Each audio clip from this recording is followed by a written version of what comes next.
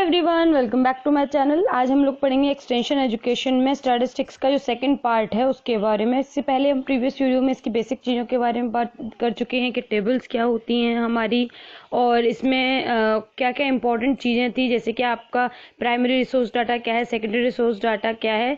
ये सारी चीज़ों को हम लोग प्रीवियस वीडियो में डिस्कस कर चुके हैं। तो अभी हम लोग बात करते हैं diagrammatic and graphical representation of data के बारे में, यानी कि किस तरीके से हम हमारे पास जो भी प्राइमरी सोर्स से जो डाटा आया है उसको हम किस तरीके से रिप्रेजेंट करेंगे अपनी रिसर्च वर्क में, या फिर जो भी जहाँ भी आप स्टैटिस्टिक्स को यूज कर रहे हैं वहां पर किस तरीके से इसको यूज किया जाएगा, उसको कैसे रिप्रेजेंट किया जाएगा, उसके बारे में हम लोग बात करेंगे। ये एक बेसिकली एक टेक्निक होती है जिसमें आप न्यूमेरिकल डाटा को रिप्रेजेंट करते हो, चाहे पिक्टोग्राम्स के थ्रू, चाहे कैरेटोग्राम्स के थ्रू, चाहे आप बार डायग्राम या फिर आप पाई डायग्राम, कुछ एग्जांपल्स हैं इनके थ्रू आप इनको रिप्रेजेंट कर सकते हो या फिर शो कर सकते हो अपने डाटा को। इसके बेसिस पर शो होती हैं हमारी सारी चीज़ें। इसके बाद हम लोग बात करते हैं कि इसमें जो भी आपका ऑल्टरनेटिव वे है वो आपका यूज़ किया जाता है। सबसे ज़्यादा जो ऑल्टरनेटिव चीज़ होती है, और ये आपका विजुअल कंपैरिजन के लिए बहुत ही हेल्पफुल होता है। जैसे कि आप टेबल्स हैं, ग्राफ्स हैं, आप डायग्राम्स हैं, इनके थ्रू चीज़ों को विजुअली कंपेयर कर सकते हो। एक एट अ ग्लांस देख के, एक बार एक झलक में देखकर आप पता लगा लेते हैं कि आपकी किस चीज़ की रेट कितनी चल रही है, मतलब किस समय पर किस चीज़ की रेट्स हाई हैं, लो हैं, ये सारी चीज़ें इसमें पता चल जाती हैं। अगर हम इसके कुछ फ़ायदों के बारे में बात करें कि क्यों हम ये जो हमारा रिप्रेजेंटेशन है डायग्रामेटिक या फिर ग्राफिकल, इसको क्यों यूज़ करते हैं, तो सबसे पहले कि ये विजुअल एड की तरह काम करता है, क्योंकि ये एक बर्ड आई आपको प्रोवाइड करता है। जस्ट आप एक बार देखेंगे और आपको चीज़ समझ आ जाएगी। बहुत ज़्यादा डीप स्टडी की आपको इसमें ज़रूरत नहीं पड़ती है। ये बहुत ही सिंपल होता है और बहुत कॉम्प्रिहेंसिव होता है। ये ज्यादा अट्रैक्टिव लगता है, देखने में अपीलिंग लगता है और फैसिनेटिंग होता है। ये लॉन्ग लास्टिंग व्यू आपके दिमाग में छोड़ देता है।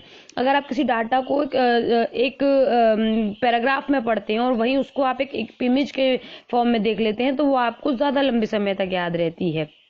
ये आपका ज़्यादा मतलब it is more I Kainchi and more presentable. अगर किसी भी चीज़ को आप प्रेजेंट अच्छी तरीके से करते हैं तो वो ज़्यादा आपके दिमाग में ज़्यादा टाइम तक रिटेन रहती है। ये ज़्यादा एप्लीकेबल होता है। ये जो प्रॉपर डायग्राम है वो आपकी इंफॉर्मेशन को ईजी फॉर्म में रिप्रेजेंट करने के लिए हेल्प करते हैं। ये किसी भी ट्रेंड को शो करने के लिए भी आपके लिए हेल्पफुल होते हैं। तो इसमें हमारे कई चीज़ें यूज़ होती हैं, जैसे कि टेबल है, ग्राफ्स हैं, डायग्राम्स हैं, तो इनको हम लोग आगे देखते हैं। सबसे पहले हम लोग बात करते हैं टेबल्स और ग्राफ के बारे में। देखिए, टेबल आपकी इस तरीके की होती है, आपने कुछ नहीं तो एटलीस्ट आपने स्कूल का टाइम टेबल देखा होगा, या फिर आपने पीरियोडिक टेबल देखी होगी, या फिर आपने एक्सेल शीट देखी होगी, तो वो आपकी टेबल्स होती हैं। और ये आपके ग्राफ्स होते हैं। ग्राफ्स जो कि आपके जैसे आपने ग्राफ पेपर देखा होगा जो ग्रीन कलर का होता है, उसमें ये बैकग्राउंड में इस तरीके के नंबर्स, वो बॉक्सेस होते हैं और उन बॉक्सेस में शो किए जाती हैं पर्टिकुलर चीज़ें इस तरीके से। जैसे कि एक बच्चे के पास में या फिर एक सप्लायर के पास में कितनी पेंसिल है, कितने स्केल है, पेन, ये शार्पनर है, ये एक स्कूल में उसने कितने सप्लाई किए हैं, तो ये आपके ग्राफ के थ्रू शो किए गए हैं। वही यहाँ पर जब एक नंबर के फॉर्म में लिख दिया जाए कि आपका यहाँ एक सप्लायर है, सप्लायर ने इस पर्टिकुलर स्कूल को इतने पेंसिल किए हैं, इतने पेन किए हैं, इतने स्केल किए हैं, सेकंड आपका जो स्कूल है उसमें इतने इतने इतने किए हैं, तो ये आपका टेबल फॉर्म में हो जाता है। तो बेसिकली आपको समझ आ गया कि टेबल्स क्या हैं और आपके ग्राफ क्या हैं। इसकी थ्योरी देख लेते हैं। टेबल जो है वो ज़्यादा प्रिसाइज्ड होते हैं और जो ग्राफ होते हैं वो अप्रॉक्सीमेट फिगर्स होते हैं, क्योंकि जब यहाँ पर आप पर्टिकुलर लिख देंगे कि 23 दिए गए हैं पेंसिल्स या फिर 2300 दिए गए हैं पेंसिल्स, तो वो एग्जैक्ट फिगर है। यहाँ पर आपको एग्जैक्ट फिगर नहीं देखने को मिलता है, ठीक है। फिर उसके बाद में ये जो है ये रीडेबल होता है। इसको आसानी से इसकी जो इसमें आप हर एक वैल्यू को पढ़ सकते हैं। इसमें आप हर एक माइन्यूट वैल्यू को, माइन्यूट इंफॉर्मेशन को नहीं देख सकते हैं ग्राफ्स में। जो आपका ग्राफ है और ये आपका टेबल है। टेबल जो है वो ज़्यादा इन्फॉर्मेटिव होती है, ग्राफ आपका लेस इन्फॉर्मेटिव होता है, कम इन्फॉर्मेशन आपको मिलती है। इसको टफ होता है लेमन लैंग्वेज में समझना, मतलब किसी आम व्यक्ति को समझना इसको डिफिकल्ट होता है। वो नहीं समझ सकता है कि आपने किस तरीके से इसको प्रिपेयर किया हुआ है। हर कोई एक्सेल शीट पर ना वर्क कर पाता है और ना ही उसको समझ पाता है। इसको कोई भी आम व्यक्ति आसानी से समझ सकता है। इसमें आपको डीप रीडिंग की रिक्वायरमेंट होती है और और इसको आप सिर्फ एक दूर से डिस्टेंस से भी अगर आप देख लेते हैं तो भी आपको ग्राफ समझ में आ जाते हैं। जैसे कि अब ये ग्राफ है तो आपको समझ आ जाएगा कि आपको कुछ समझ में भी ना आए तो आपको सबसे पहले यहाँ दिखाई दे जाएगा कि अच्छा सबसे ज्यादा आपकी पेंसिल्स बिकी हैं, आपका ये ओवरव्यू हो जाएगा। लेकिन यहीं पर आपके अगर नंबरिंग में होगी तो आपको देखने में डिफिकल्टी होगी और टाइम लगेगा समझने में। एप्लीकेबिलिटी की बात करें अगर हम, तो फिर एप्लीकेबिलिटी में जो आपका टेबल्स हैं वो रिसर्च के लिए यूज होती हैं और जो आपके ग्राफ्स हैं वो पब्लिक डोमेन के लिए यूज होते हैं। जब पब्लिकली किस चीज को शो करना है, इजी टू अंडरस्टैंड बनाना है, तब आपके ग्राफ्स को यूज किया जाता है। ग्राफ्स भी आपके रिसर्च में यूज किए जा सकते हैं, लेकिन जो आपका जो टेबल्स हैं वो आपके पब्लिकल डोमेन के लिए यूज नहीं किए जा सकते हैं। नेक्स्ट हमारा डिवीजन आता है डायग्राम का और ग्राफ्स का। डायग्राम्स क्या होते हैं? डायग्राम्स जैसे कि आप देखते हैं टी डायग्राम बहुत ही कॉमन है, जो हम अपने बच्चों के स्कूल के जो प्रोजेक्ट्स होते हैं उसमें यूज करते हैं, कोई भी डायग्राम किसी भी चीज को रिप्रेजेंट करने के लिए।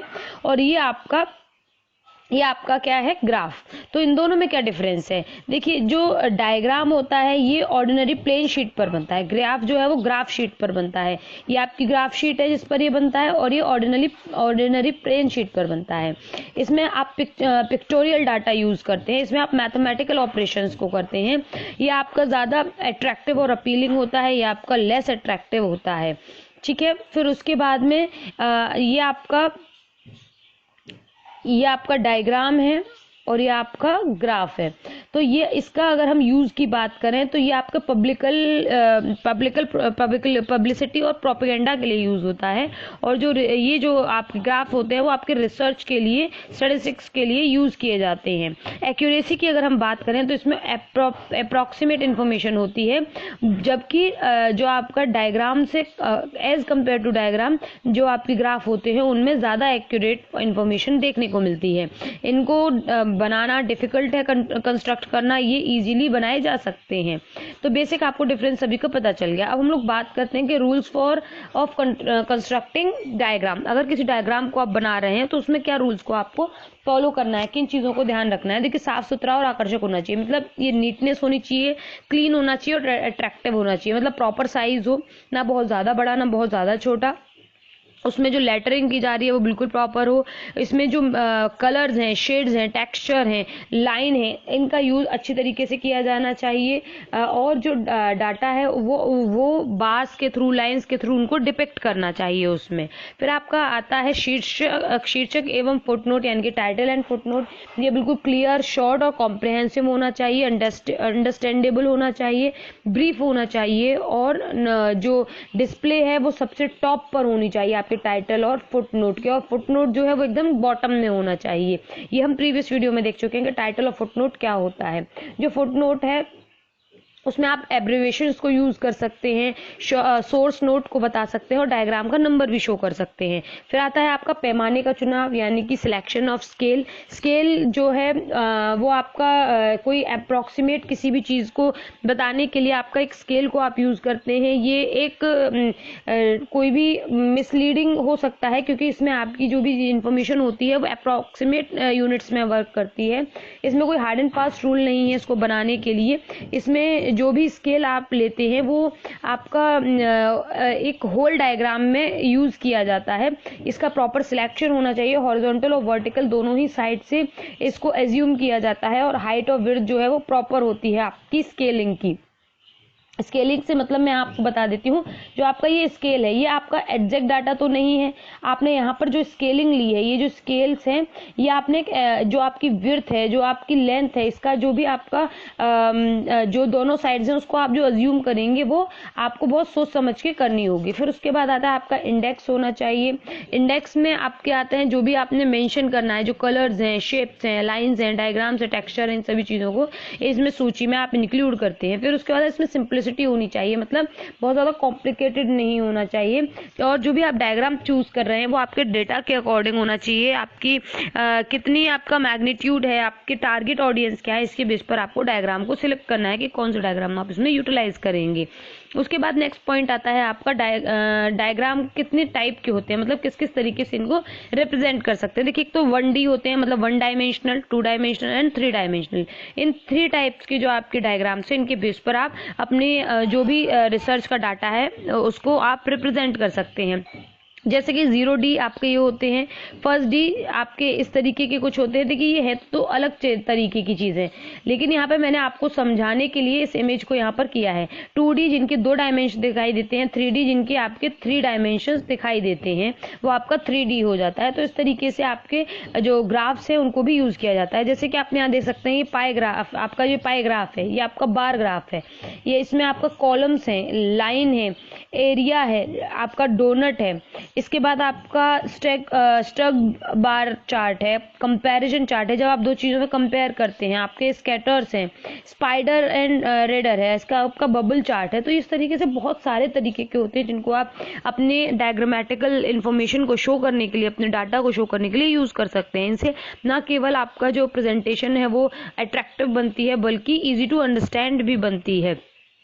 आप कुछ बार जो आपके 1D यानी कि जो आपके 1 डायमेंशनल जो डायग्राम्स हैं उसमें आप कई सारे यूज़ कर सकते हैं, जैसे कि simple bar chart, stack bar chart, multiple chart, percentage bar chart और डेविएशन बार चार्ट। ये आपके बार डायग्राम के डिफरेंट टाइप्स हैं। तो आपका जो सिंपल बार चार्ट होता है उसमें आप किसी भी डाटा को रिप्रेजेंट करते हो, जो आपकी सीरीज ऑफ बार्स इसमें यूज़ की जाती हैं। और जो आपका इसमें जो भी आपकी विड्थ है जो बार्स की, वो आपकी कंसीडर नहीं की जाती है कोई भी यूनिफॉर्मिटी के लिए।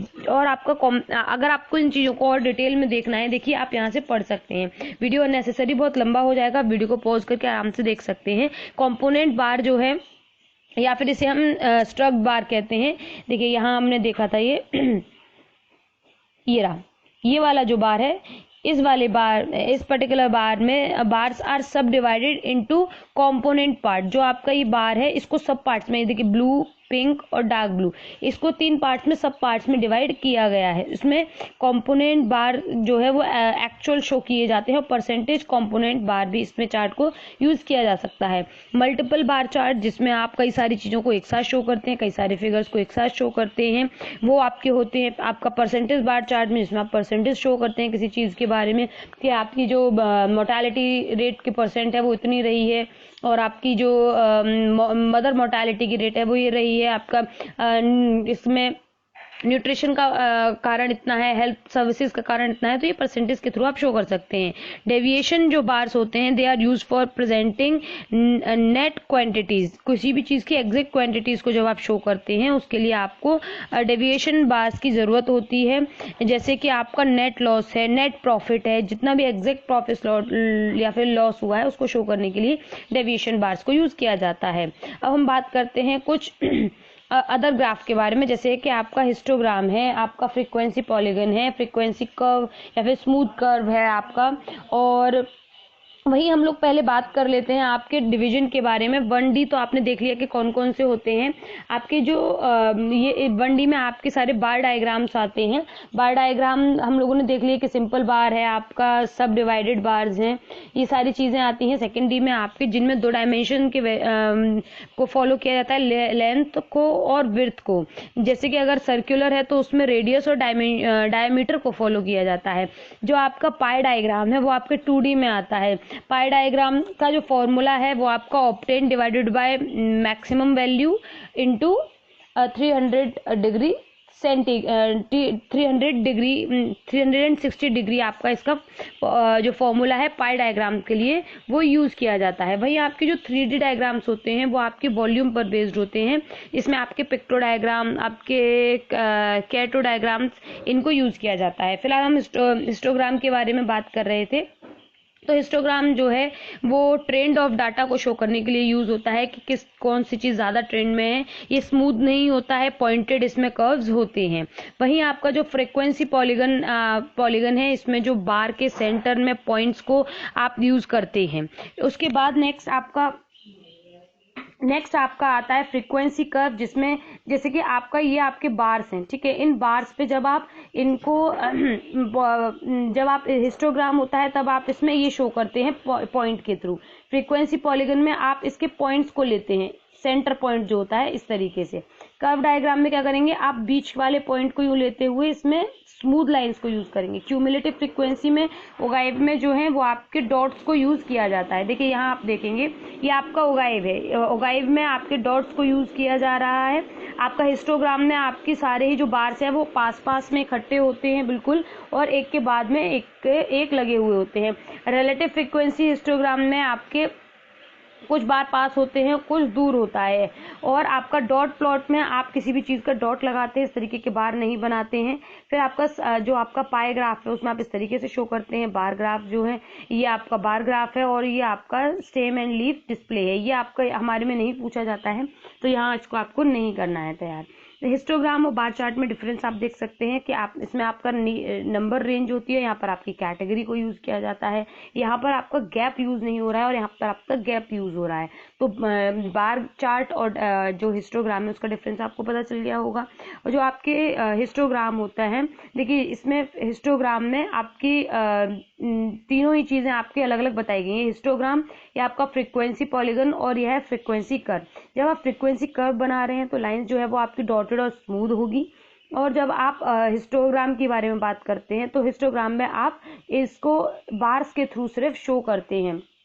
और जब आप फ्रीक्वेंसी पॉलीगन की बात करते हैं तो जो भी आपका बार है उसका जो सेंटर पॉइंट है उस पर पॉइंट लगा के उनको बिल्कुल एग्जैक्ट मिलाते जाते हैं, जिससे आपका पॉइंटेड आपके रिजल्ट्स देखने को मिलते हैं। ओगाइव आप देख सकते हैं, मैंने अभी थोड़ी देर पहले भी बताया था कि आप जिसमें कोई बार नहीं बनाते, आप सिर्फ पॉइंट्स लगाते हैं और उनको एक लाइन के थ्रू शो कर देते हैं। तो इस तरीके से हम लोगों ने सारे डिवीजन पढ़ लिया है। इसके बाद हम लोग बात करेंगे नेक्स्ट वीडियो में आगे का जो हमारा टाइप्स ऑफ डेटा है उसके बारे में। तो आई होप ये वीडियो आपको अच्छी लगी होगी और समझ आई होगी। मैंने कोशिश की है आपको सारी चीज़ें डायग्राम के थ्रू समझाने के लिए, ताकि आपको कोई भी क्वेश्चन पूछा जाए, आपको इनके बारे में डिफरेंस पूछा जाए, या कोई भी पॉइंट लेकर आपसे पूछ लिया जाए कि हिस्टोग्राम क्या है, आपका बार डायग्राम क्या है, आपका पिक्टो डायग्राम क्या है। पिक्टो डायग्राम में आपकी पिक्चर्स को यूज किया जाता है बेसिकली, और ज़्यादा कुछ नहीं होता है। जैसे कि आपका स्माइलीज है, आपका थम्स अप है, थम्स डाउन है, ये सारी चीज़ों को यूज किया जाता है। तो चलिए, ये वीडियो अच्छी लगी हो तो लाइक शेयर एंड कमेंट कर दें। Thank you for watching my video and have a good day. Bye bye.